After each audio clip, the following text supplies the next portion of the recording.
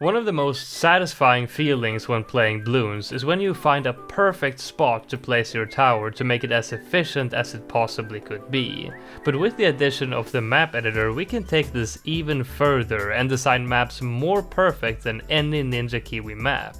I've spent the last 2 days making and playing several perfect maps. I made one that is a straight line which the Bloons has to traverse 4 times, a small loop that loops 8 times, a medium loop that loops 4 times, and a water version and an enclosed version of the same map, and finally a large loop that loops 2 times. Instead of making the track as long as the map editor allows, which is a lot, I decided to keep it within what is still reasonable for a beginner Ninja Kiwi map and make every map about the same length. The map editor has come a long way since it was released just a few updates ago. You now have a lot more props and effects and more slider options for them. Tracks that makes Bloons change size and speed, higher maximum amount of tracks, and most importantly, you can now play your map in sandbox mode while editing the map. This is super important since you always need to do a lot of testing when you're creating the map. Before you had to save and exit and then play the map on a normal game mode as you're testing, which was really annoying. One thing I think should be added is an option to play your finished maps in sandbox mode as well. Right now you can only go back and play them in any of the normal modes but not sandbox for some reason, and that's something that I have found myself wanting to do several times when making this video. Also, once you're done editing a map, you share it and then it will be saved under My Maps, and then you can clear your map editor project and start editing a new map. But if you want to go back and change something about that previous map, you can't do that. And that, I think, is also a pretty big deal. It would be very nice if you could have a system in which you can have multiple saved projects that you can hop between. I myself decided I wanted to change something about one of the maps I made yesterday, but I found that I could no longer go back and do so, and I didn't feel like starting all over. As for props, they've added a whole bunch, but something I feel is missing are basic shapes.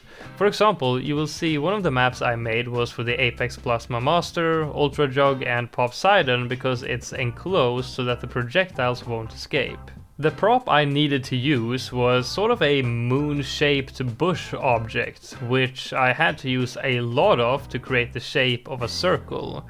There should be some props that are just basic shapes, like a perfect circle, square, triangle, a half circle cutout, etc. It would be cool if they are just completely plain, without any texture or made to look like any object, just a basic shape and with a color slider so that you can choose any color you want. That would be pretty huge, because that would allow you to basically make the map look however you want using just these basic shapes with the color choice, and it would be a lot easier and prettier to create the obstacles that you want on your map.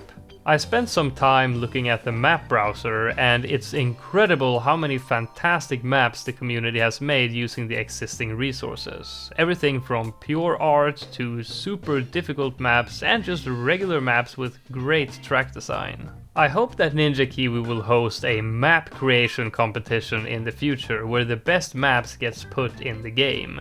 They've already done competitions for creating profile pictures and banners, and the map Dark Dungeons was a map that was designed by a player on paper before the map editor came out.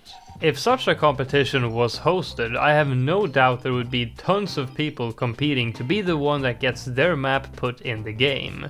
And that fierce competition would probably lead to the accepted maps ending up really good and becoming fan favorites among all the other Ninja Kiwi maps. And that's about it for my thoughts on the map editor as of now. I've not used it since it first came out, so it was nice to see all the improvements that has been made since. If you want to play any of the maps in this video, then I'll put all of the codes on screen right now. Make sure to leave a like on the video and let me know your thoughts on the current state of the map editor in the comments, and I'll see you in the next one.